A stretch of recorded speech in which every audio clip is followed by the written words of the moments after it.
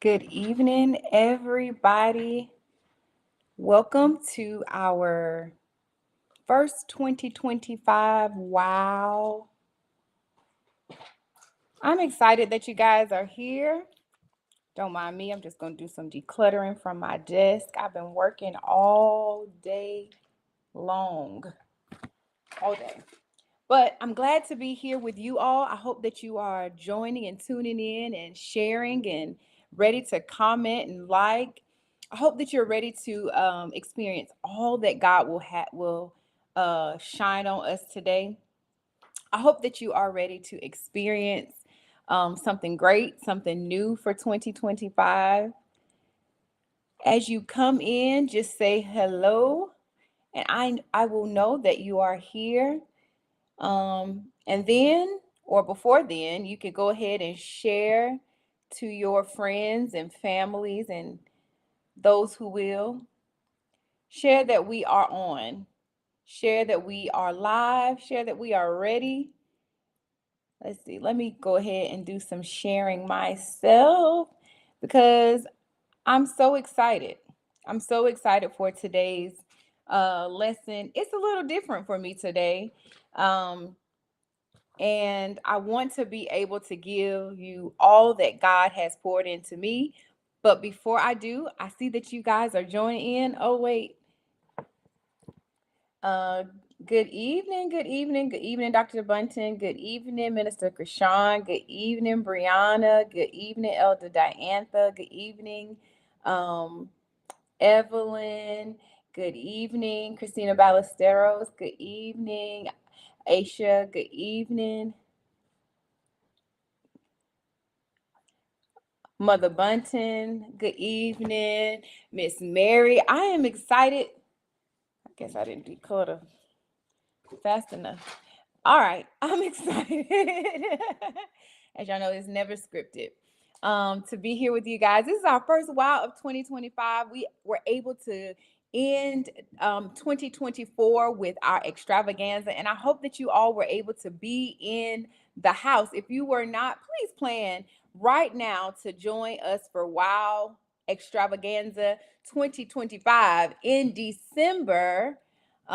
It's always a good time. I'm gonna see if we can post some more pictures to show you guys the fun that we had. It was absolutely beautiful in the sanctuary. We dressed up and we had a fantastic time. So we want to make sure that we plan to. Oh, look at there! Plan to be there for the end of this year. But we have a little bit of time. I have a couple of announcements. And I want to make sure that you guys know about our night of prayer intercession that will be tomorrow. Tomorrow, Thursday, January the 16th, at 6:30, we'll begin in prayer in our sanctuary, 900 Round Rock Avenue. And we're asking that everybody attend. Bring your bottle of anointing oil. We're going to lay our oil on the altar so that the power of God can permeate the oil, because I believe that the oil is a point of contact for healing, miracles, the manifestation of God. Everything that we need, I believe, will come and take place in our with the contact of our oil. So if you will come tomorrow, bring a vial of oil with you so that we can pray over it, labor over it, and ask God to do something special in our lives with our oil. So tomorrow, January 16th, is our first hour of power. We start at 6:30 and go right. We'll be starting in prayer promptly at 6:30. So please plan to be in attendance. Amen. Also, our 8th church anniversary service is this Sunday, January 19th at 10 a.m. And we have our bishop-elect, Rashawn L. Wilson, will be in the house. And I'm excited for the dynamic word of God that he will bring forth. Heaven always responds when the man of God comes into the building. So please plan to come. Bring somebody. Bring everyone. We have some things in store for you. So you never know what's going to happen at VLCM. So please plan to be our 8th church anniversary. Also, Small Business Sunday is February 2nd at 10 a.m. If you are an entrepreneur, that Sunday is dedicated and designed just for you. We will ask that you bring your merchandise, bring your books, bring whatever you have that you offer in your small business. And we're going to allow space for you to tell us all about who you are and what you are bringing to what God has input into you to bring into the earth. And so plan to be in attendance February 2nd at 10 a.m. Also, we're asking for everyone to plan their first fruits. Go ahead and our first fruit Sunday is February 16th. Put it on your calendar. We're asking for every family to please donate $800. This is the first fruit of your increase for the year. That is $800, or 500 people giving $180, 1,000 people giving $80. But I believe that we can stretch and we can all give the $800 per family, because I believe that God wants to do something supernatural for each and every one of us. I believe that it is our seed that has taken us from 2024 to today. And so I believe that our seed will carry us all of 2025. So we have our first fruit Sunday coming up for everyone to partake in. All right, I think those are all of our announcements. I am as you guys may know, I wear a lot of hats, as many of you do. I wear a lot of hats in ministry. I wear a lot of hats outside of ministry. And today I wanted for 2025's wow to be something different. 2024, we went and we had topics, we had things that we wanted to explore. But 2025, I want to explore different women of the Bible. So this year, I want to focus on women of the Bible who some we may be familiar with and some we may not be so familiar with. And so today, I'm going to highlight two women of the Bible and give their significance, what they are known for, and to see if we can identify ourselves in their lives. I promise this is going to be really, really good. It won't be boring at all. And I will be off of here at 9:05-ish, maybe a little 9 o'clock. All right. So my first person of the Bible, you can find her in Genesis. And I'm sure many of you will probably figure out who she is. I did something. Okay, figure out who she is really quickly. She's found and very prominent in Genesis chapters 1 through 4. And she is the very first woman that we can identify in the Bible. She's the first female that had to bear the weight of the world on her shoulders, if you will. She had weighty decisions and limited knowledge to be able to make a wise choice. Come on, Pastor. Pastor went ahead and said, come on, Eve. Absolutely. She was the first female created and trusted by God to fulfill a major task. When I say she had a lot that was riding on her, a lot of us blame Eve right now, today, for some things that we have to deal with and have to endure. But Eve was extremely influential. She's influencing our lives even today. I would say she was the only woman to walk in the Eden and also to walk in the presence of God our Father. Eve was a woman that probably one of the first women that we were able to figure out who she was. We could remember her name. It was really, really easy. And if you want to know more about Eve, to identify some characteristics that you may have of Eve, we give her a bad rap. She messed things up for us, but she also introduced female empowerment, female presence into the earth. She was Adam's wife, and upon her being on the scene, she was presented as a wife. Okay, the next person. Oh, I want to give some quotes for Eve. This is probably what we account to her most prominently. The snake was the most intelligent of all the wild animals that the Lord God had made. He said to the woman, "Did God really say that you shouldn't eat from any tree in the garden?"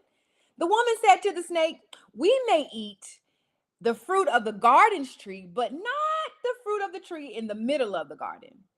Eve was like, wait, let me answer this with wisdom. And then she said, but God said, don't eat from it and don't touch it or you will die. That very tree that she was mentioning. Don't eat it, don't touch it, or you will die. Then that snake, who tried to be more wise and more cunning than the woman, he said to her, you won't die. God knows that on the day that you eat from it, you will be able to see clearly and you'll be like him, knowing good and evil. The woman saw the tree was beautiful with delicious food and that the tree would provide wisdom. So she took some of its fruit and ate it and also gave some to her husband. And she who was with her, and he ate it as well. And that's found in Genesis chapter 3, verses 1 through 6. And that's probably one of the most notable passages that we know of Eve. And so a lot of people say that she ruined everything. She messed everything up because we know from there, Eve had, there was, God put enmity between us and the snake or the in the snake, and we were able to bruise his heel, and things began to be difficult for mankind, and the men had to work by the sweat of their brow when all they had to do was be in the garden and worship God all day. And that's okay, because some of us have made mistakes that we don't necessarily know how to recuperate from. From there, Eve and Adam, they hid from God and they were ashamed, and they began to make decisions out of their own understanding because now they were more aware of some things. But I believe that even the bad things worked out for the good, because from there they were able to procreate and we have their children and they have a whole storyline. And if we're honest, we too made some mistakes, but those mistakes should not make us. And I'm going to talk about that a little later. And it has a whole storyline. It gave us a whole storyline that we now have learned from, a storyline that we can bounce back from. There's some things that we had to endure in our storyline, in our mess ups, our falls, that we can now say, man, I was messed up, or I don't know what I was thinking in that situation. Who bewitched me? Who got over on me? Who got in my head? What chatter was I listening to? Because that's not even like me. When God created Eve, he created her very intelligent, like many of you. He created her very witty, like many of you. He created her with wisdom, like many of us. And so when we think about it, it's like someone had to be in her ear. I'm going somewhere, I promise. I got one more woman of the Bible that I want to bring to our attention, because I'm going somewhere. The second woman of the Bible, her name is Lydia of Thyatira. Lydia of Thyatira, and we can find her story in Acts chapter 16. Now, let me give you some attributes of Lydia. Lydia was a lover. She loved God. She was a worshiper. She was a businesswoman, because when they found her, when Lydia was excuse me, when Lydia was found, she was found selling her garments. And so she had found a way to be able to sell her garments and to provide income for herself. And so not only that, Lydia was also hospitable. So let me read a small passage about Lydia for your hearing. I'm going to go to Acts chapter 16.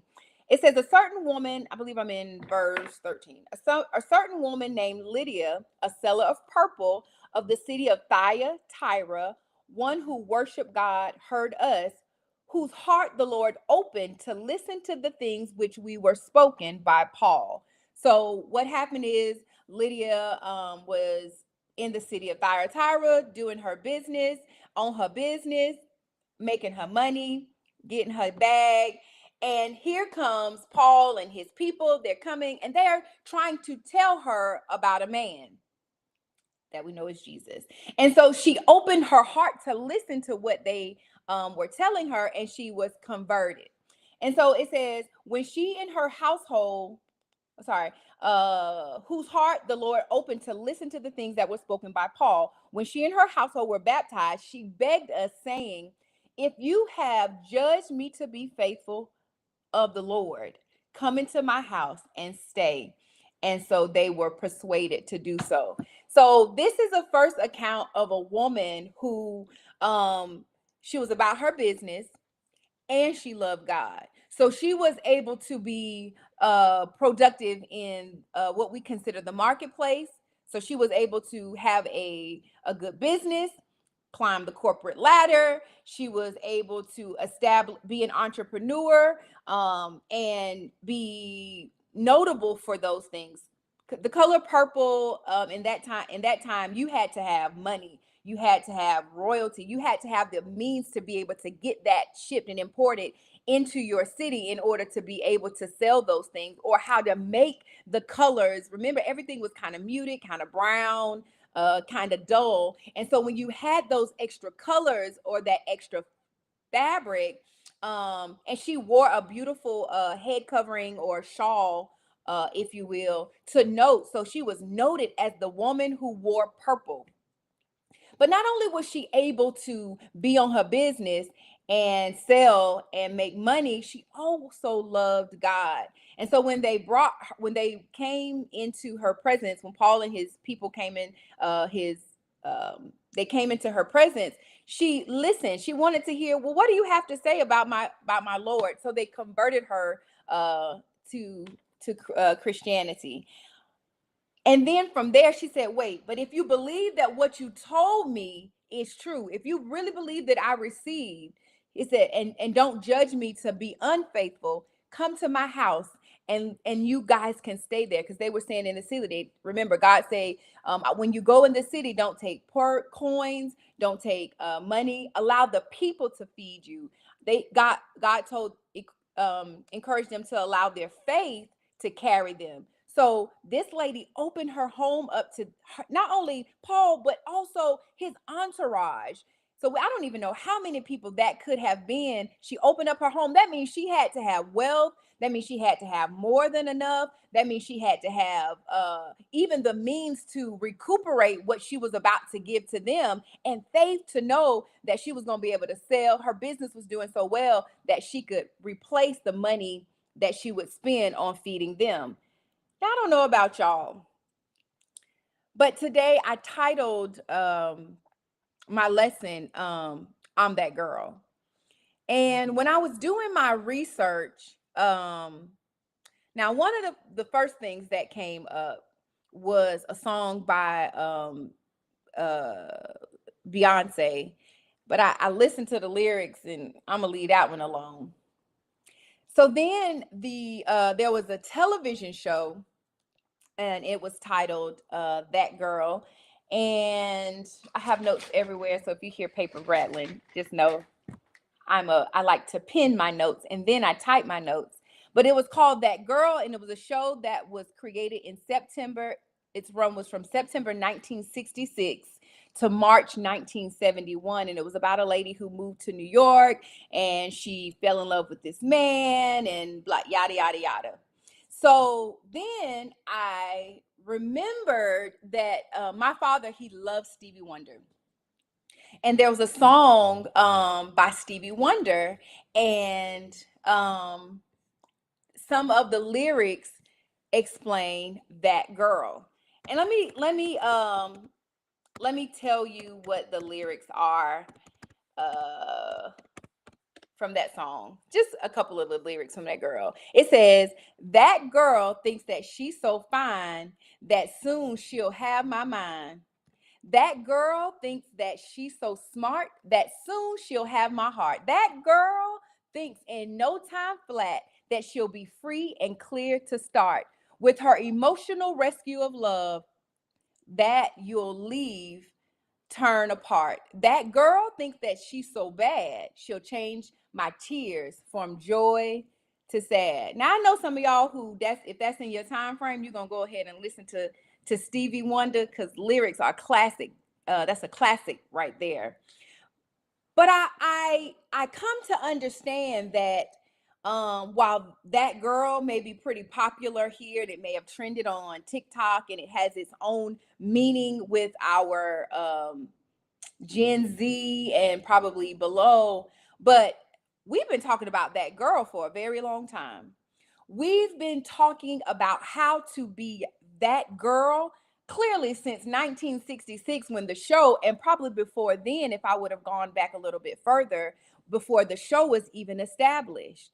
And so today, I want to tell us how we can be that girl. We see that Eve was so much that girl that the serpent needed to get to her mind in order to change the trajectory of the whole entire human race.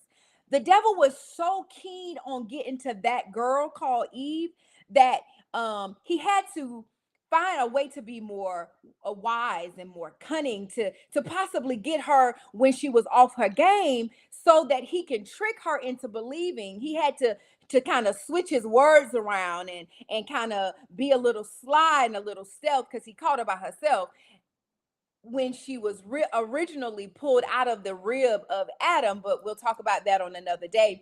So he had to find a way to be so cunning to get to her because he knew that if he got to her when she was in her full self, oh, catch me when I first wake up, when I'm fully into my own self and try to pull a fast one on me.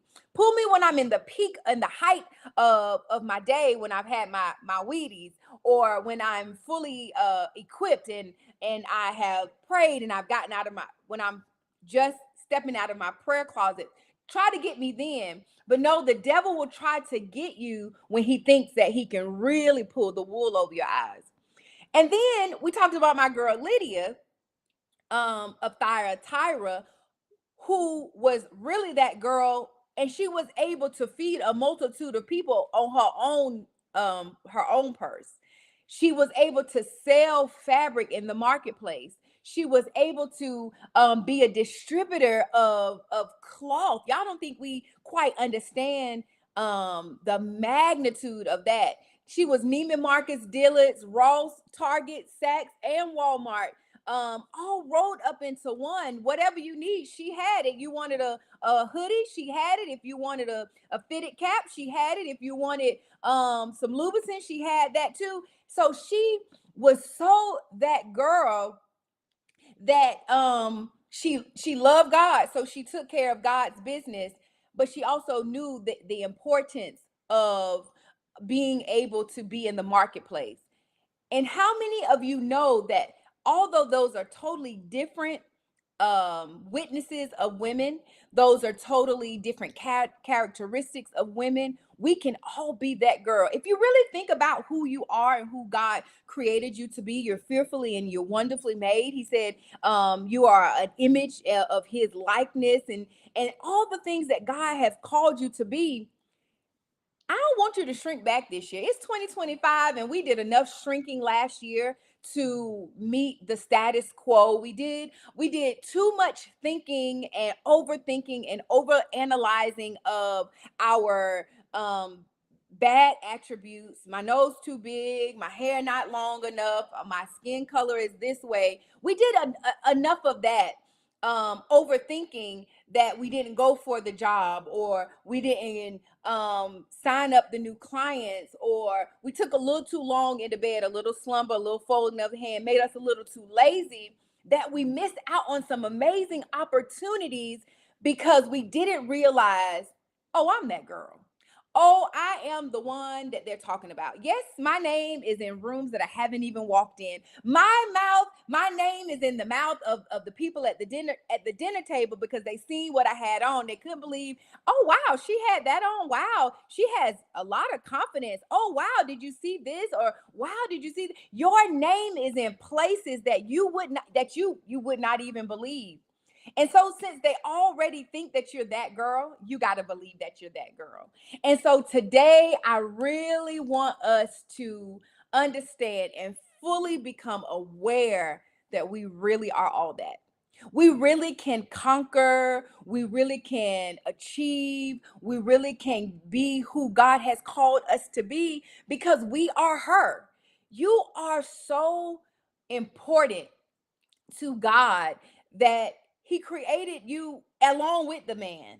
Like he didn't say, "Oh, let me just create this man." He said, "I'm gonna create man." Then he realized, "Oh, man is nothing without woman."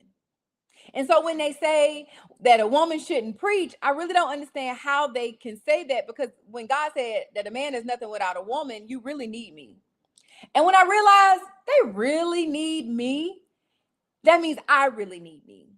And because I really need me, and if I don't realize that I am needed, then I won't do what's necessary to fill the big shoes that are needed. Because remember, I told y'all that Eve carried the weight of the world on her shoulders all by herself at one point. And it may have been a moment, it may have been days. I don't know how long the serpent was courting Eve, or trying to befriend her, or trying to wear her down in order to change her mind about what God said. And so, if we're going to be who God called us to be, we can't allow anybody to change our mind about who God called us to be and about what God said about not only our today, but our future. And what we often do is we discount ourselves for the falls that we made, or the times that we stumble, or the blemishes that we may have on our record, or the things that we. So you went to jail. So what? A lot of people have. So you failed, or you didn't finish high school. It's okay. A lot of people have. So what? You're divorced. Guess what? I am too. But guess what? I still believe that God have called me to higher, more greater than what I can see today. Why? Because I got a promise over my head. And if I don't believe that I got a promise over my head, I just touch the top of my head and realize I don't have my crown yet. And because I don't have my crown yet, that means I still have a lot more work to do. And because I have a lot more work to do, I haven't become all that God has called me to become. So today, I got some things I want us to think about, because I dare you to write in the comments, I'm that girl. By the end of today's teaching, we're going to be more confident. We're going to prioritize ourselves. We are going to be more knowledgeable about who we are and how to get to where we need to be. So being that girl means that you fully understand that you deserve to invest in yourself. If we don't invest in ourselves, we can't expect anyone else to invest in us. We can't expect anyone else to put our name in the hat for the promotion. We can't expect anyone else to see our qualities. We can't expect anyone else to understand our experiences. We can't expect anyone else to value our feedback until we prioritize who we are. When I prioritize who I am, it doesn't mean I'm selfish. It doesn't mean I'm self-centered. I'm talking about, when I say me, I'm talking about all of us. It doesn't mean that we think that we're better than the next person. We just understand that if I don't take care of me, then I won't have strength or ability to take care of anybody else. So if you need your Sunday nap so that you can get up and meal prep and iron your clothes and um, prepare for the work week ahead, do that. If on Saturday you say, you know what, I really want to go to the shindig, but I know if I go to the shindig, I'm probably going to be late to church on Sunday. So let me not go to the shindig. I'll catch them next time, because I need to prioritize myself and being on time to church so I can hear the word of God, so that I can be refreshed, rejuvenated, and revived, so that I can start my week right. I'm going to have to do that, because I have to invest and prioritize myself for 2025. That should be one of the things on your list. If you have not made resolutions or things that you're going to resolve, that means you get to the bottom of it. Resolution, a New Year's resolution is something that you want to resolve. It's something that you want to get to the bottom of, something that you want to acquire and achieve, something that you want to see.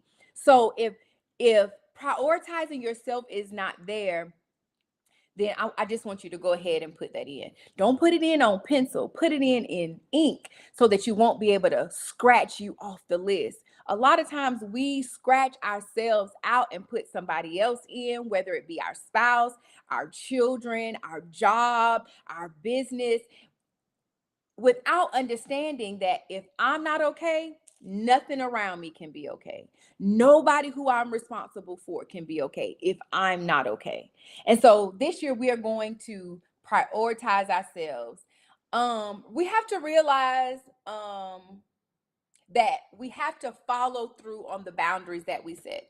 For 2025, I'm going to follow through. Now, I made the boundaries. I created them because I think I drilled that in y'all last year. That was one of my points that I really wanted to hone in on last year. And so we set the boundaries, but this year we're going to follow through. We're really going to say, my plate is full. Oh, I really don't have time for that, but catch me next time. Don't just, or we have to make sure we say, oh, I would love to, but I have a prior engagement, so I won't be able to go with you this time. Or no, I wish I had the money to lend to you, but unfortunately, I just don't have it this time. And so we'll set the boundaries, but this year we're going to follow through with them. This year we're not going to break our own rules. Okay. Okay. Number two, this year we're going to keep promises that we made to ourselves. If you made a promise to yourself, this year you're going to keep it. Okay. I'm going to let that just sit for about 3 seconds. Okay. I think y'all got it. This year we're going to keep promises that we made to. I deserve to keep the promise that I made to myself, because I'm trying to be more confident. I'm trying to be more kind. I have limited some of the things that I would like to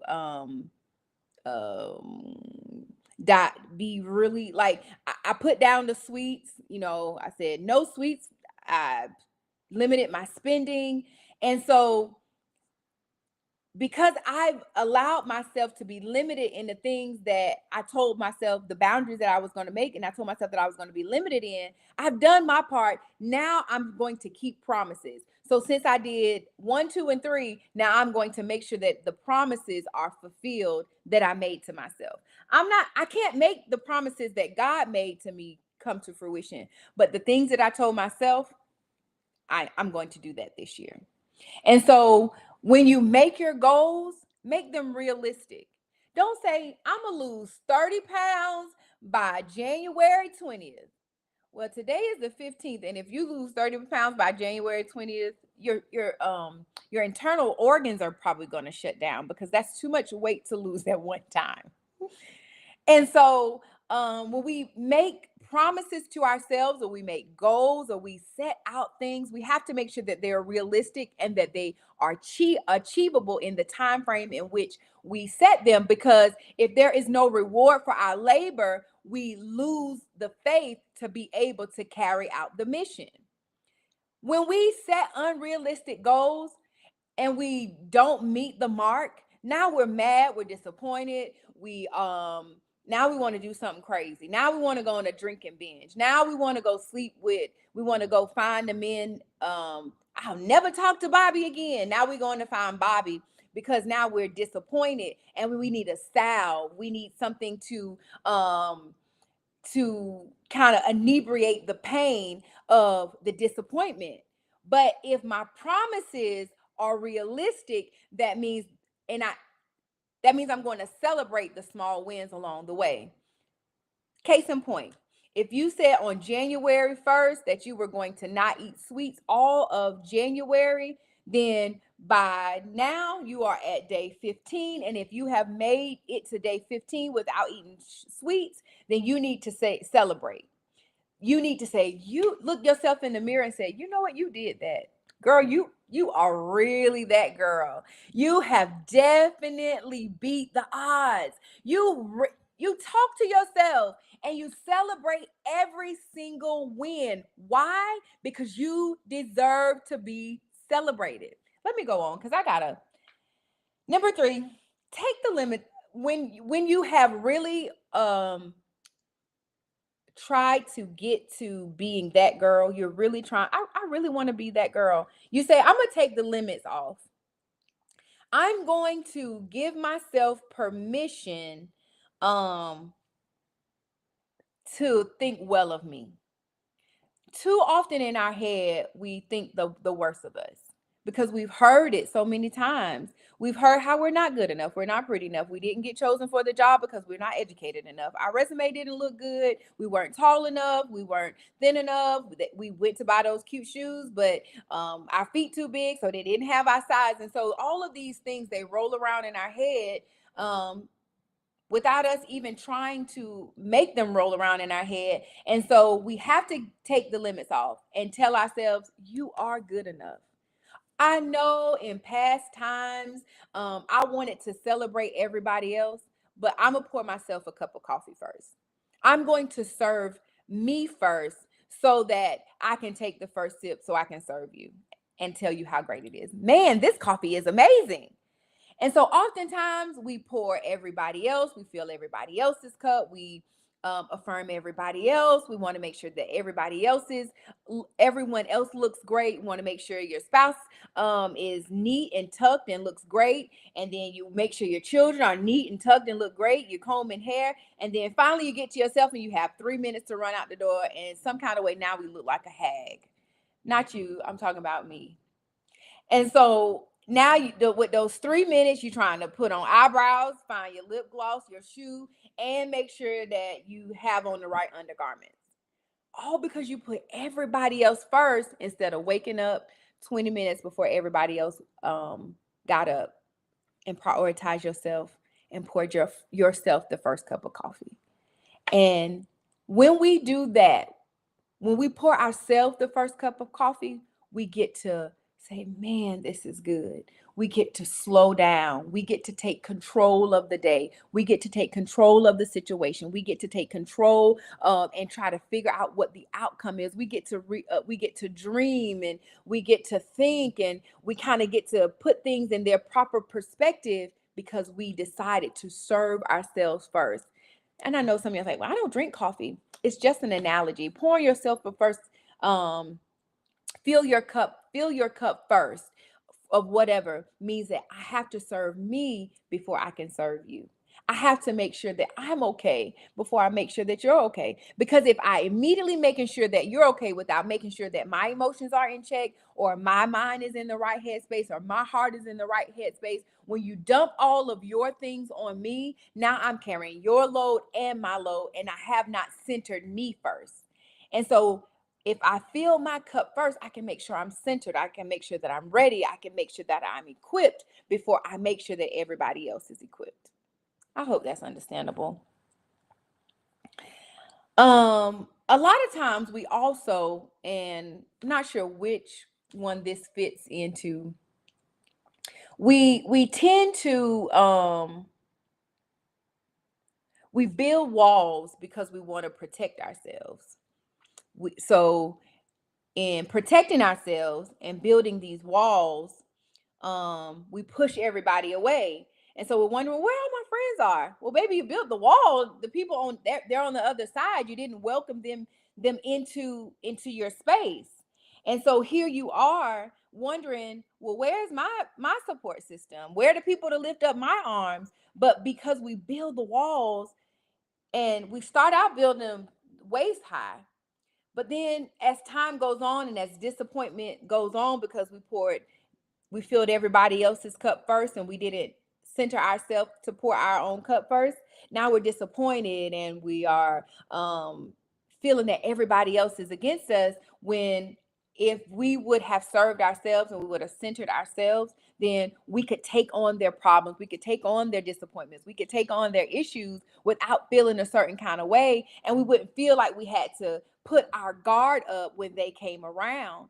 And so by now, the wall is at above your head, and nobody else can get in. Love can't get in. Support can't get in. Happiness can't get in. Nobody can even send you an invitation because you built up a wall. You don't answer your phone. You don't answer your text messages. You don't return anybody's calls because you built a wall thinking that everybody is going to do you wrong. And so when everybody was cheering for you, you said, man, I remember when people were calling me and I got invites. But you built a wall of resistance and now nobody can get in. And so while you're thinking everybody's against you, they're really not. You're against yourself, or you've pushed them so far away that you were on the road to being that girl, but now they just think you stuck up. Now they just think that you're untouchable. Now they just think that you're suchy much. Now they just think, oh, she done went to school, got her degree. Now she don't want to be bothered with nobody. But they didn't think, yeah, but I needed a ride to the grocery store, and I tried to call you and ask you to take me, and you told me that you had class. And so now me, because you disappointed me because I didn't say, oh, let me try Susie and let me prepare for her to say no, because she may have something else to do as well. She has a life as well. So I didn't center my emotions before I made the call. So now what I do, I'm gonna build a wall where it comes to Cindy. And so now I'm not gonna ask her to do anything. And so now I don't call her, I don't check on her, I don't see if she's okay, I don't see how she's doing in class, I don't see how she's doing at work. And so the wall gets higher and higher because as disappointments come. And disappointments are relative to how you are. If we go into these relationships thinking that people should cater to us, they're going to let us down. If we don't put realistic expectations on, somebody else may have something else to do. So, it's okay, girl. I understand. I'll see if somebody else can do it. This is a rule of thumb that I have for myself. I never ask anyone to do something for me that I can do for myself. So that when I do ask, they won't be like, man, she always asking me to take her to the store. Because the times that I could take myself to the store or the times I could just eat what was in my pantry, I did that. And so a lot of times we ask a lot of people, we get into a rut. We don't even try to do it on purpose. Or we ask favors of people of things that we could do ourselves to alleviate more time for us. And now we put it on somebody else. Never mind. Let me go on my list. I hope that this is something that you guys are understanding. I know I'm probably talking fast and I have it written all down because I really do want us to understand 2025 is really our year. It's our year to shine. It's our year to succeed. It's our year to be seen.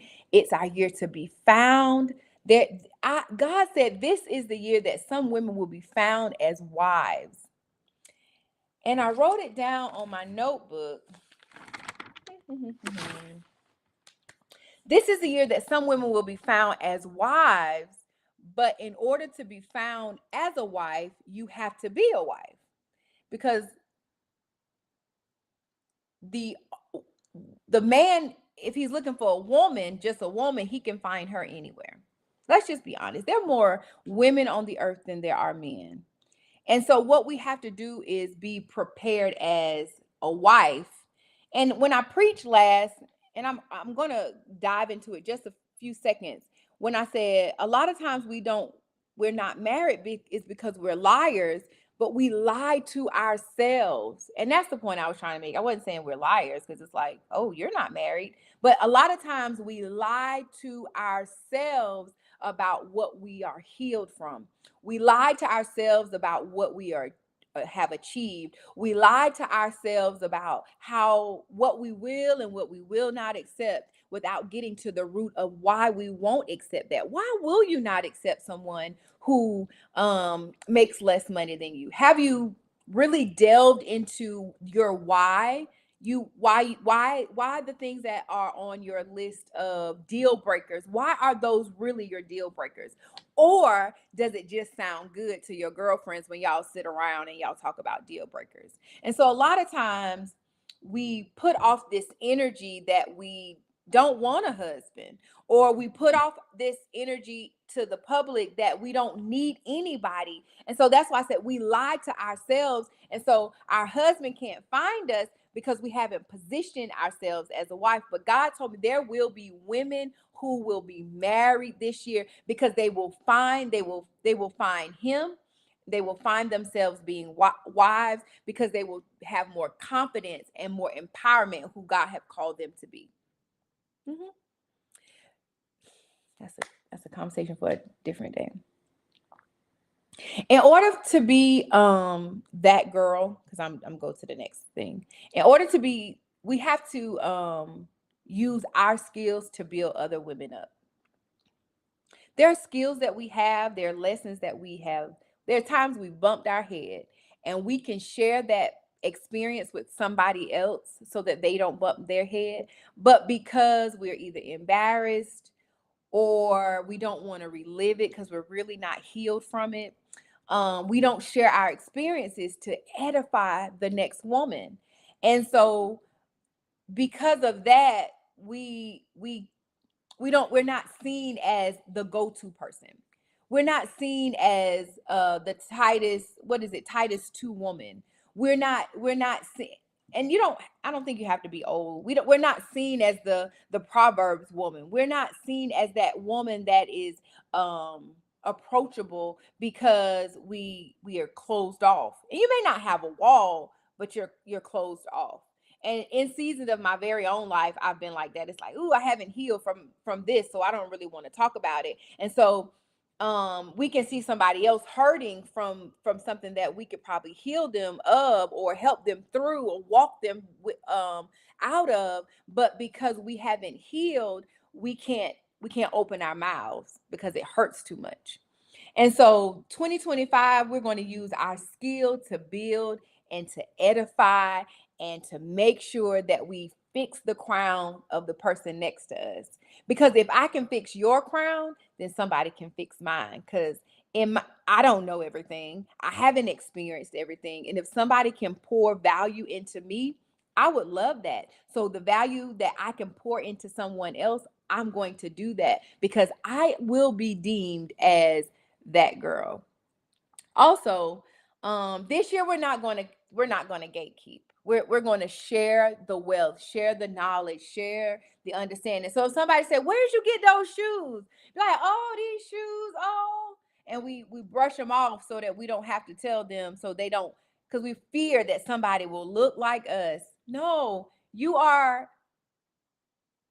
unduplicable. Duplicable. Is that a word? No one can duplicate you because you have your own personality, you have your own style, you have your own smile, you have your own response, you have your own way of doing things. And so if somebody says, "Oh, I love the way your skin is glowing. What is your regimen?" Oh, and we blow it off instead of saying, "Girl, I bought this stuff from Target. It is so cool." And da da da da da da. We just blow them off because we like to gatekeep, because we feel that as if I'm the only person shining, then people will come to me. But it does not hurt to share knowledge with somebody else. It really don't. It don't make you a bad person because you shared, because you and Sister Watermelon have on the same dress. Sister Watermelon's hips are not as wide as mine, so the dress gonna look a little different on Sister Watermelon than they're gonna look on mine. So yes, we can wear the same dress, same color, same shoes. Sister Watermelon, you can even go to my hairstylist, because I'm not going to gatekeep, because I believe that everybody can be that girl in your own right, at your own job, in your own ministry, in your own house, with your own friends. You can be that girl. You really can. You can shine your, if I brighten your star, it don't dim my light. All right.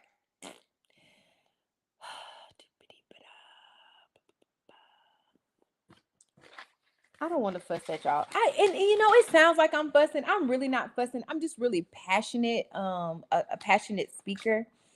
Let me tell y'all this story. I used to be very, very quiet, extremely, like, very naive, very gullible. If you said, "Oh, um, go to that person, they'll give you a quarter," I would be walking to that person and ask for a quarter. I wouldn't use any discernment. I wouldn't use any of my brain cells or anything. I just really believe what you said for face value.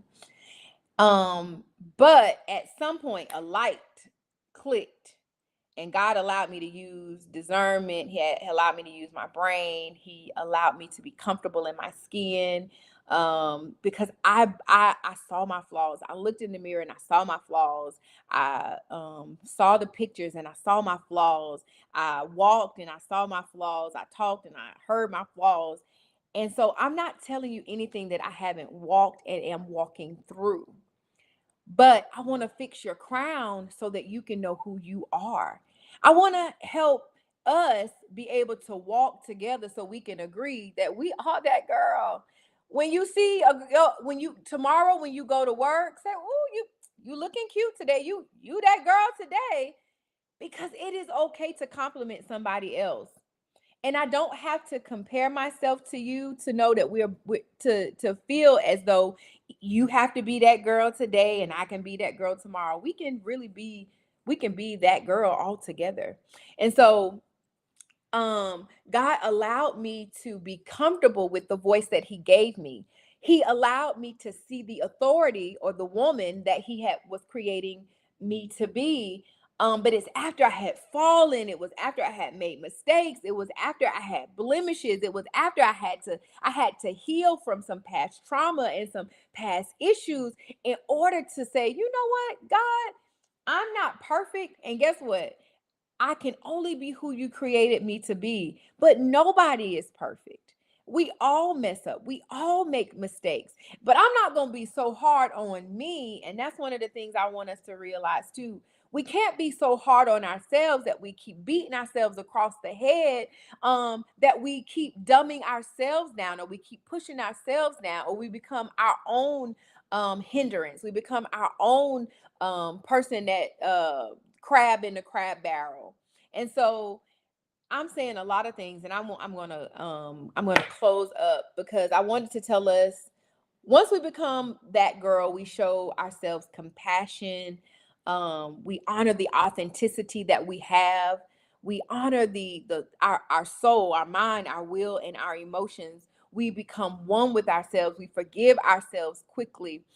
We begin to have compassion in areas that we did not have compassion in. We begin to walk to not only healing but wholeness. We connect to our why. Say, you know what? I'm passionate about some things. I'm passionate about people getting saved. I'm passionate about people getting the victory. I'm passionate about people not living in poverty. And so when we find our why and we connect to our why and why we are passionate about something, we will understand that we have too much to lose. I have too much to lose to be allow someone else to embarrass me. And so my level of communication will be different. My level of authenticity will be different because I believe that I have purpose. I have greater things to lose than to squabble or to come down to someone else's level. There's this analogy that if you see two people arguing, you don't know who the fool. You don't know the person that is to blame because they're both arguing. And so for 2025, I'm going to connect to my passion and realize I have too much to lose. I have too much riding on me. I have too many people to connect with, too many people to talk to. I have too many people to invite to church. I have too many people to pray with, to lose my witness, to lose who I am, to lose my authenticity. Not only that, to lose the authority that God has put on the inside of me. And so I found my voice. I found my purpose. I found why God called me to be me. Why? Because he knew that I would tell the truth without like I'm just gonna tell the truth. One thing I won't do, I'm not going to hell for lying. I'll just take the consequences of whatever the person feels, but I ain't going to hell for lying. And so um stay in touch with your purpose, and then you'll see some things transition in your life. I don't want to keep us too long, but I do want to tell us this. That girl is not a person. Nah. And I know I kept saying it, I kept referencing it today. That girl is not a person. It's not a trend on TikTok. It's not drink your water, exercise, drink green drinks. It's not that. It's not the lyrics to a very classic song or a very raunchy song or the dialogue to a movie. Nope. It's not aesthetics. It's a feeling. Who you are. That girl is who you wake up in the morning to be. That girl is who you aspire to be. That girl is who you see in the mirror. That girl is who you saw when you were a little girl. That girl is who your dreams and your aspirations are. That girl is you. So for 2025, we can be like Eve and be wise and change the trajectory of our lives by closing our ears to every naysayer, closing our ears to every slanderer and every person that tries to knock us off of our purpose. We can close our ears to every serpent, and we can be like Lydia, be about our Father's business and be about our own business in the earth, in the marketplace. We can be so hospitable and loving and kind and faithful to the call of God that we, every person we meet, we smile and we tell them that Jesus loves them. But whichever person we are, whoever we liken ourselves to, whichever attributes we decide to take on, remember, you are that girl. You are somebody. God called you to be fearfully and wonderfully made. You're made in his image. You're made in his likeness. He gave you a fingerprint like nobody else's. He gave you a voice like no one else's. And if you use the authority that he's given you in the earth, he says, whatever you bind on earth shall be bound in heaven, and whatever you loose on earth shall be loose in heaven. He says you can walk on scorpions and you can trample over all kinds of things, and none of it shall harm you. He says you can he says wherever you are, I am with you. You can go to the depths of the sea and I'm with you. You can go to the othermost parts of the world and I'm with you. This is who he called you to be. He called you to be able to speak some things that were not as though they were, and to be able to see them. He called you to be able to stand and hold have faith and stand in agreement in prayer with somebody else, that if we believe anything according to the will of God, if it be his will, that we can see it and he'll do it and he'll change some things. We have to believe in who God has called us, who God has called us to be. God says that he will never leave anything unknown to his prophets. So there are some prophetic voices that just need to tap into the ear of into the mind of God, and so that we can hear him, and so that our ear can be to his lips, so that he can speak to us and give us mysteries that we can unveil to the earth, so he can give us to know what cures are for these diseases, and he can tell us things in advance, and we can pray some things out of the earth and out of our family and off of us. God has equipped us and empowered us to be that girl. And if you don't understand anything that I am saying today, God has empowered you to be a force to be reckoned with. Can't no devil in hell stop who God has called you to be. The only person that can stop you is you. And I refuse to stop me any longer. I'm that girl. Declare that you are that girl. And today, you're going to make a change. Today, you're going to take more pride in who God has called you to be. You're going to take more pride in your appearance. You're going to take more pride on your job. You're going to be an answer to the questions. You're going to be a solution. No longer we're going to be problems. We're going to be proactive when we go to work. We're going to be proactive when we go to our business meetings. We're going to be proactive in our entrepreneurial endeavors. We're going to be proactive when we go to God in prayer. We're going to be proactive when he wake us up in the nighttime. We're going to already know God have me here for a purpose. And if I go with that frame of mind, I know that I have work to do. I'm yet becoming who God has called us. We're yet becoming who God has called us to be. And so we can't shrink back. For 2025, there is no shrinking back. We are that girl. Dr. Matthew Stevenson says this: great men and women were born in a time that God needed them the most.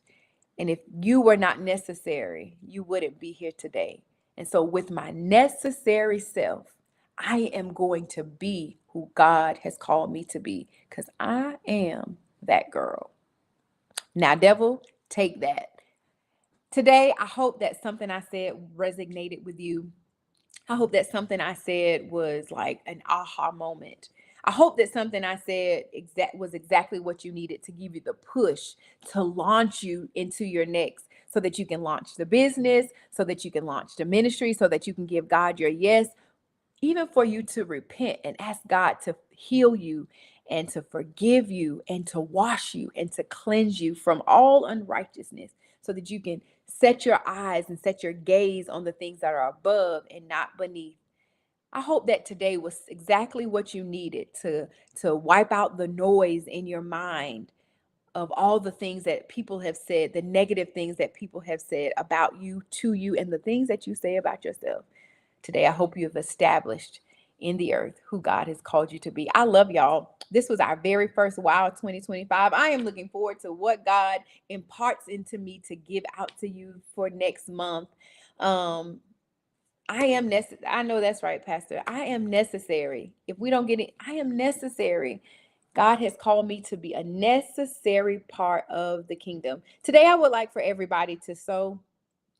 Um, we're asking every believer, if you believe that you are that girl, if you believe like Paul told Lydia, so Lydia told Paul, if you believe the righteousness on the inside of me, I want you to sow. If you believe God gave me this word just for you, I'm asking everybody to sow a seed of $25 tonight so that we can continue to get the word out, so that we can continue to empower, that we can continue to uplift, so that we can continue to share the good news of Jesus Christ, not only to you, but to those who will come after you, to those who will watch this broadcast, to those who will watch the replay. We are asking for a seed of $25.